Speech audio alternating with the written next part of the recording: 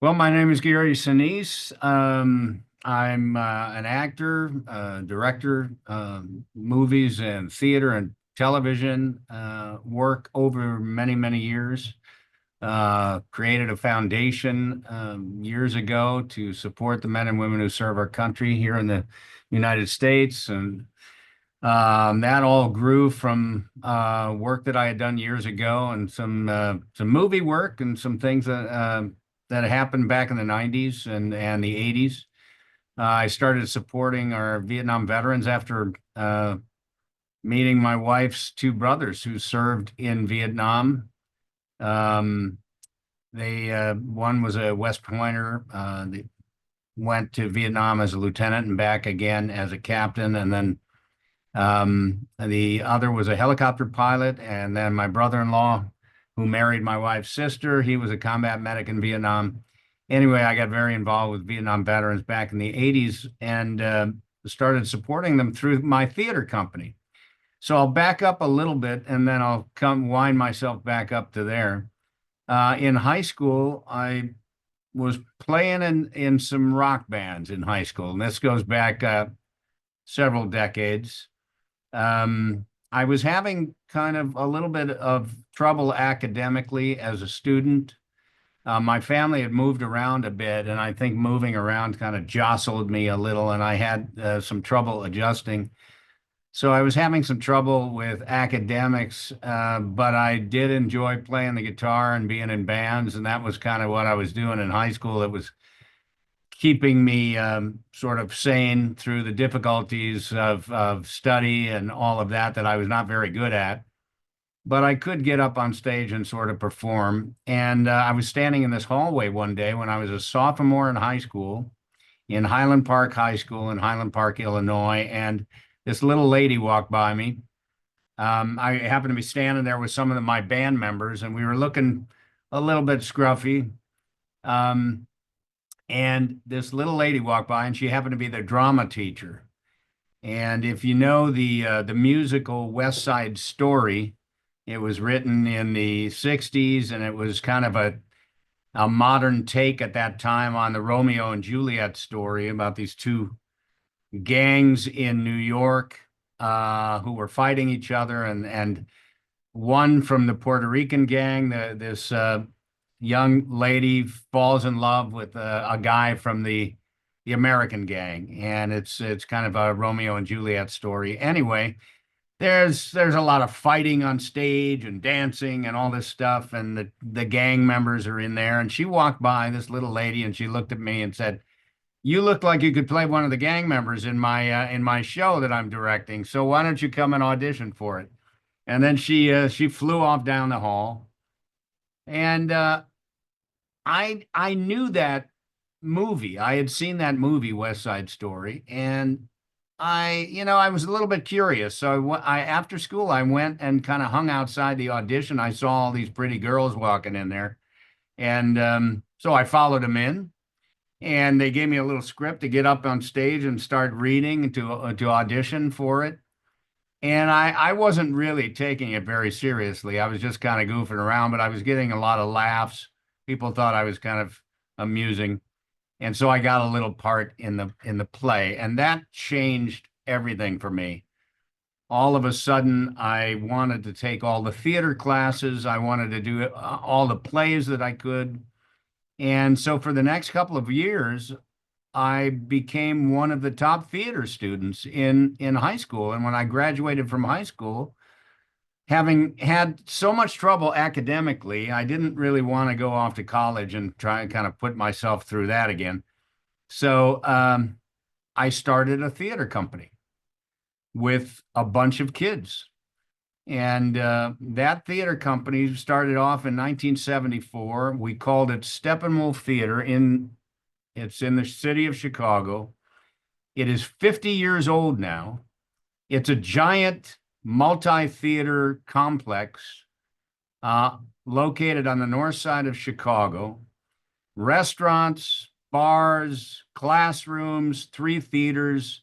It's a giant internationally recognized Chicago institution now. And when you look at it, it was started by I was 18 years old when it started, and now you look at that thing and it's a giant building, and it shows you what just working hard at something that you love and kind of struggling through all the ups and downs and the bumps along the way and everything, and fighting your way through that, and just continuing to accomplish the mission and the goals. It shows you what perseverance can really do. When you see that theater in Chicago, it's pretty impressive.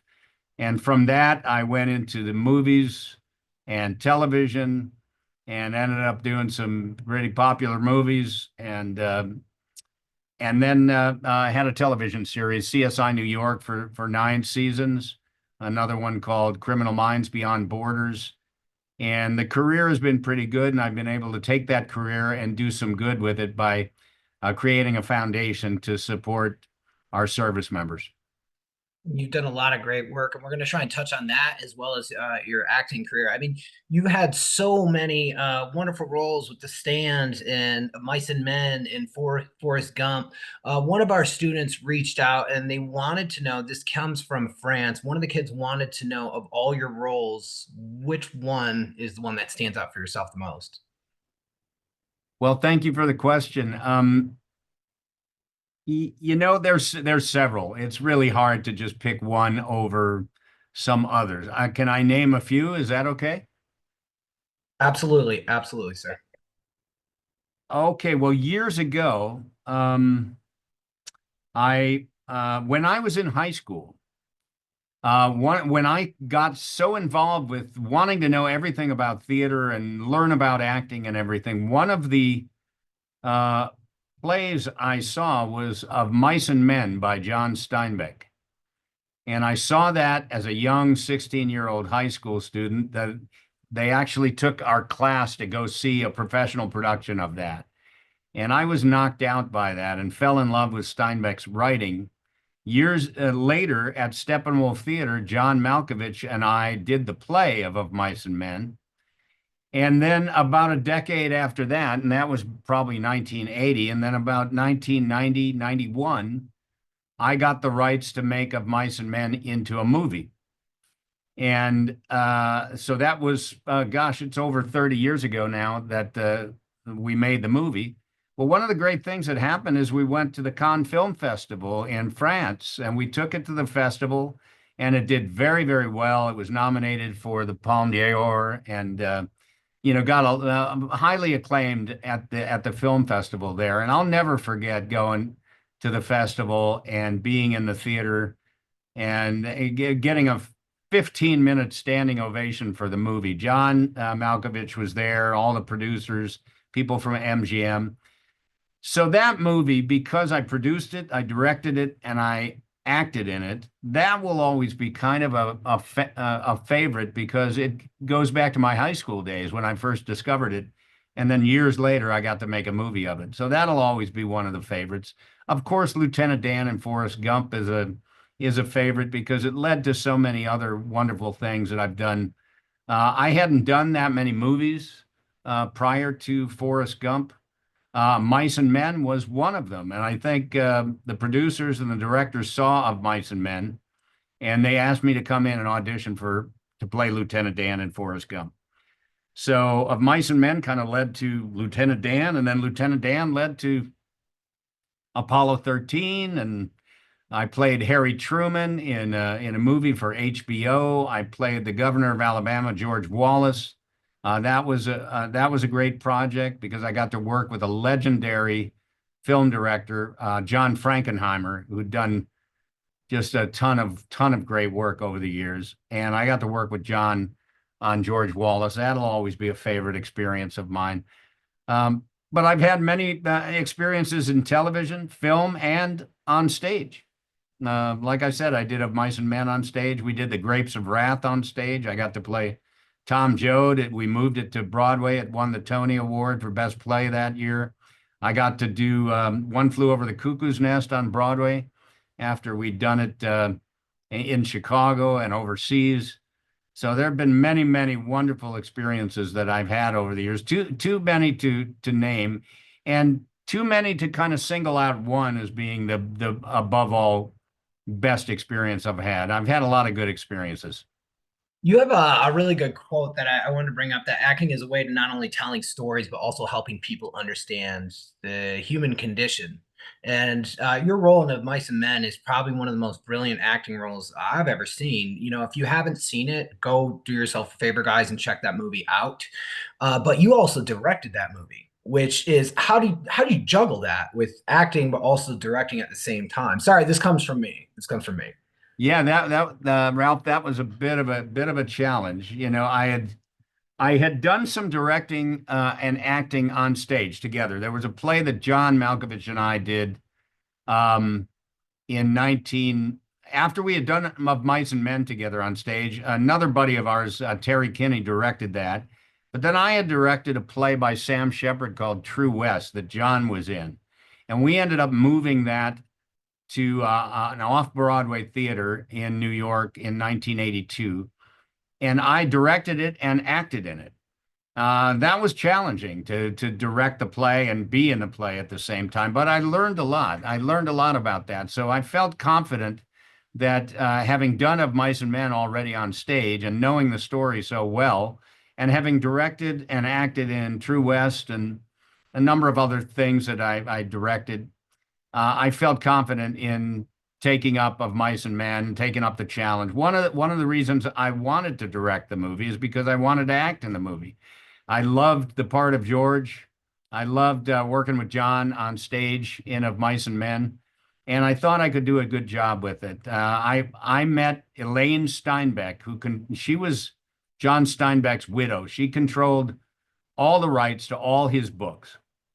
And I had to ask her for the rights to Of Mice and Men. I got to know her pretty well when we were doing The Grapes of Wrath on Broadway.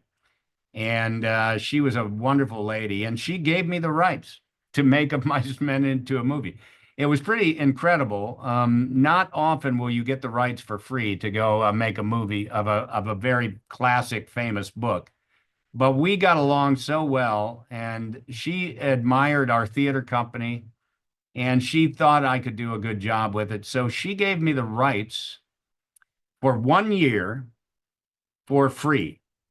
And if I could take and I could go as a producer and say I had the rights to Of Mice and Men, and if I could set that book up to get a screenplay written and to go into production within 1 year, I had 1 year to do it.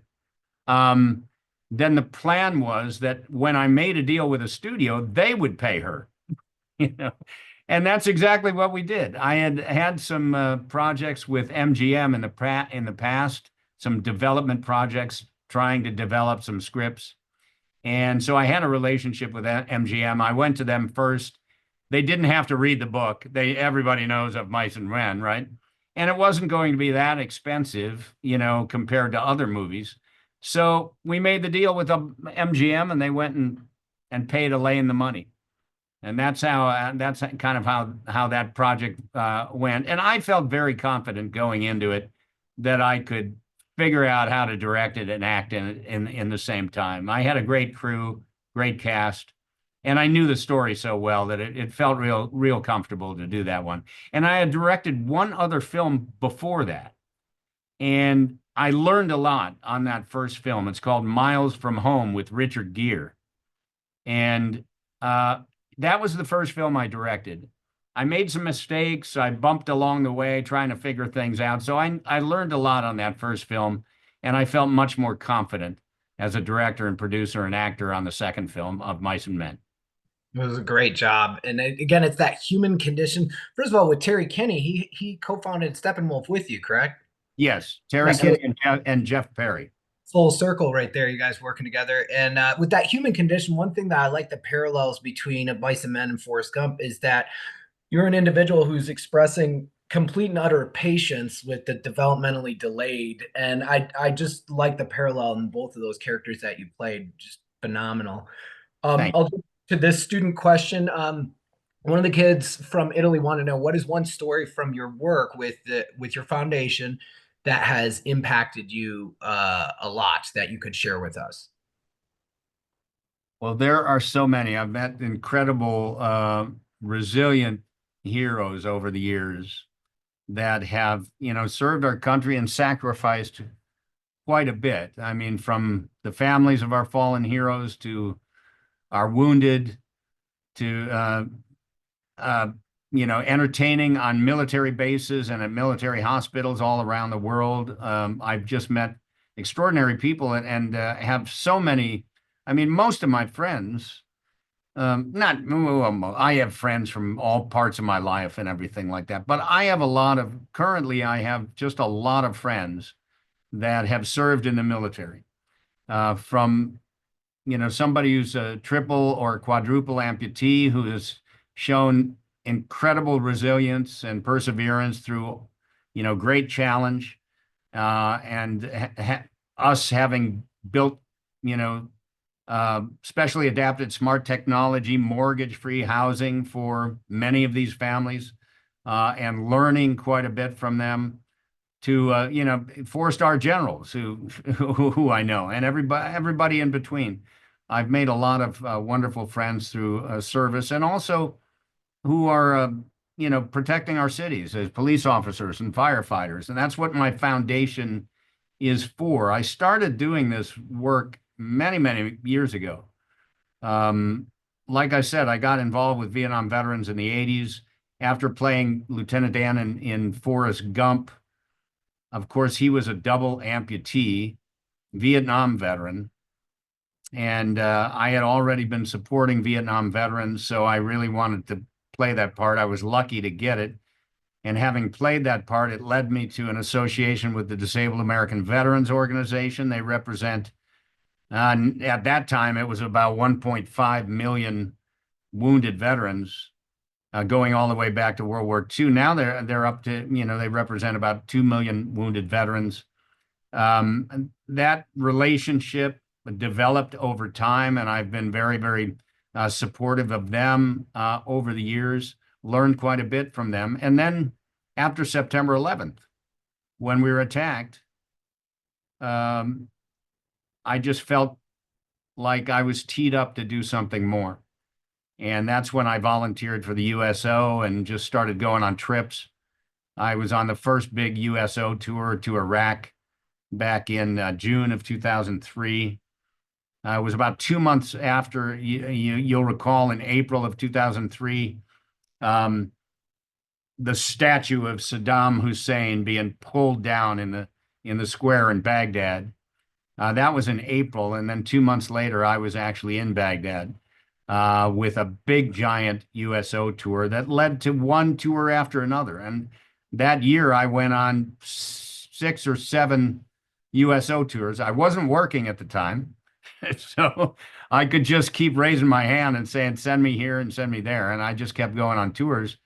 And that just teed up a lot of things. I ended up getting involved with multiple nonprofits that were supporting our military and first responders, trying to help them raise money, trying to help them raise awareness for their missions, uh, doing all of that. And then in 2011, it just all kind of just came to the point with me that the next big step for me in this world of veteran and first responder support was to start my own organization. And that's when I started the Gary Sinise Foundation. So we'll be entering our 15th year this summer. And we've raised a lot of money and deployed that money all over the place to try to help people. And you guys have done such amazing work, and I'm glad that we can share this with the next generation and with kids around the world. And we're going to send out more information regarding the foundation. And is it cool if we go with 2 more questions and we'll let you go? Sure. And we have some veterans here on the call, so thank you all for your service, even Special Forces, PJ. So one of the kids, they wanted to know, what steps do you think society needs to take to become more altruistic to the world around them?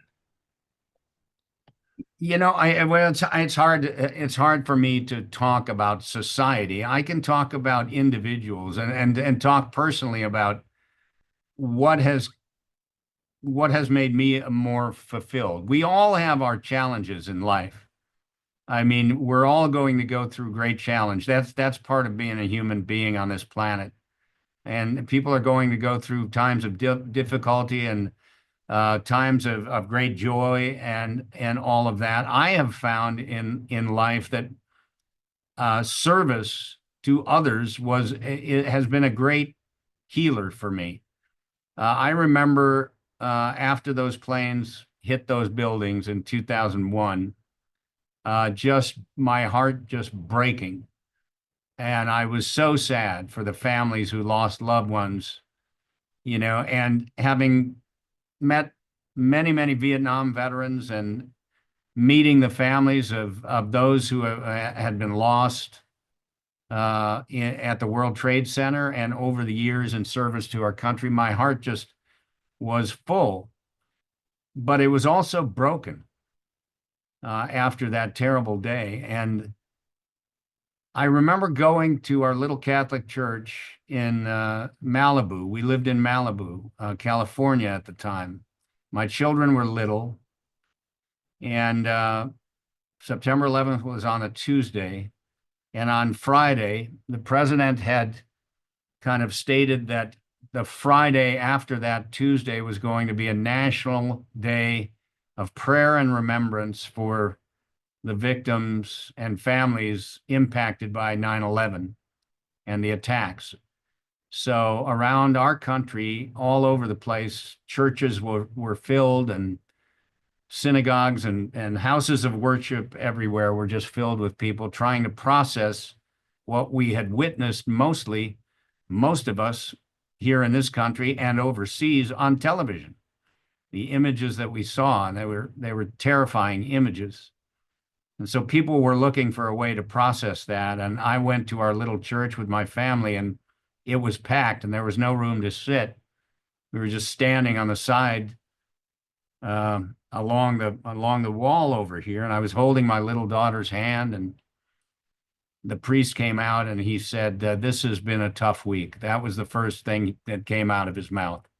And everybody just nodded, and everybody was in the same place at that time. It was like really hard to process. And somewhere during that particular mass, I don't know if I heard it exactly, or if or if it just came to me, but I heard him talking about service and volunteerism, and how the way for our country to heal was by pulling together and doing something for somebody else, doing something positive to help somebody else.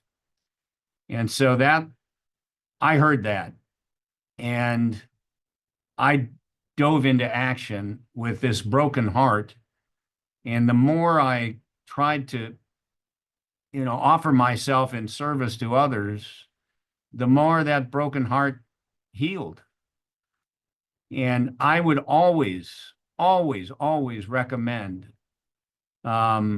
reaching out and touching somebody else to try to help them through a challenging day.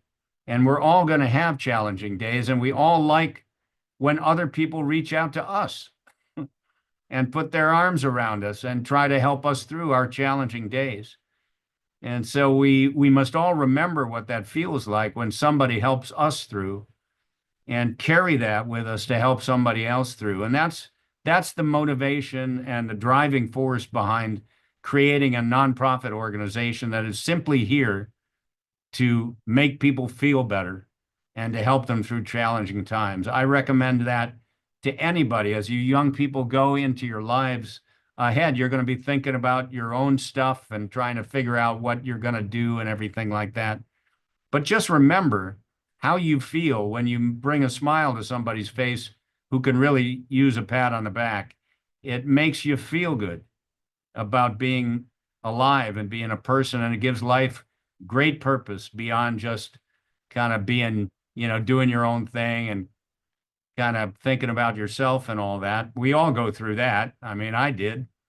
But if you look at my book, it's called Grateful American: A Journey from Self to Service. And in my early days, I was thinking about myself and my self-interests of being an actor and trying to become successful and all of that. And that all catapulted into a life of service that has given great purpose to my life and helped me through some really difficult and challenging times. That's perfect. That's perfect. And guys, we'll have information regarding his book and how to learn more. And we also have a lot of September 11th, both Pentagon and World Trade Center survivors that are going to be speaking to you guys in the fall, as well as people who participated in America's response. So you had the quote, Gary, where you said, the more you give, the more you get back. There's no greater satisfaction than serving others. So the final question that comes from me, and I ask this of all of our guests, what advice would you have for these kids as they go off into the world and trying to figure out what paths they want to leave, whether it's either in acting or working for a nonprofit? What kind of advice would you have for them? Well, if you're going off into acting, you have one thing you need to have is a bit of a thick skin because trying to make it as an actor and trying to break into the acting business and get yourself moving, you have to have two things: a real belief in yourself and a belief that you're good. And you also have to develop kind of a thick skin because rejection is a part of the business, right? You have to remember, let's say you're going into audition for a play and you're auditioning for a role, a single role.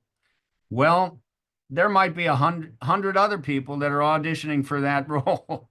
So only one person is going to get it, and the other 99 are going to be rejected. But that doesn't mean you quit because you get rejected. You just take that and you use it as a motivator to get better and to learn more and to go into the next audition even more prepared and more passionate about what you're doing. Don't let the rejection stop you. If you believe in yourself and you believe you're talented and you have passion for what you're doing, be prepared for a little bit of rejection along the way. But if you love it, and you have to love it, you can do it. We were kids when we started, and we decided the way for us to go was to create a theater company without having any money or getting paid. We decided to sacrifice trying to go off on our own and trying to make it in the theater or television business or movie business for just working together as an ensemble and having control over our own work. And so we started a company. Would I recommend that to everybody? I don't know. I mean, it worked for us, but for every successful story of a theater company that actually lasts for 50 years, there are hundreds that don't. So the odds are against you building a theater company like that. But if you start off doing something like that, getting together with a group of kids that you love working with and that are passionate about doing it, even if it only lasts a couple of years or something like that, you're going to learn a lot. And having control over your own work by making your own choices, not being at the mercy of what there is to audition out there, but making decisions about what you're going to do as actors, because we all picked our own plays and we all, directed each other and all of that. And we sacrificed. I mean, we worked other jobs during the day and we would rehearse at night. If you love it, stick with it. Give it a chance. Be prepared for some rejection and just develop a thick skin and keep working those acting muscles. Well, we can't thank you enough for taking the time to talk to us. And guys, you got an invaluable lesson from an award-winning actor as well as an award-winning philanthropist. Gary, before I end the meeting for all, I'm going to allow everyone to say thank you to you, and then I'm going to just shut the meeting down. Can we all say thank you to actor and philanthropist Gary Sinise for talking to you guys today? Thank you so much, sir, from around the world. Thank you. Thank you. Thank you. you So much. so much. Bye. Thank you.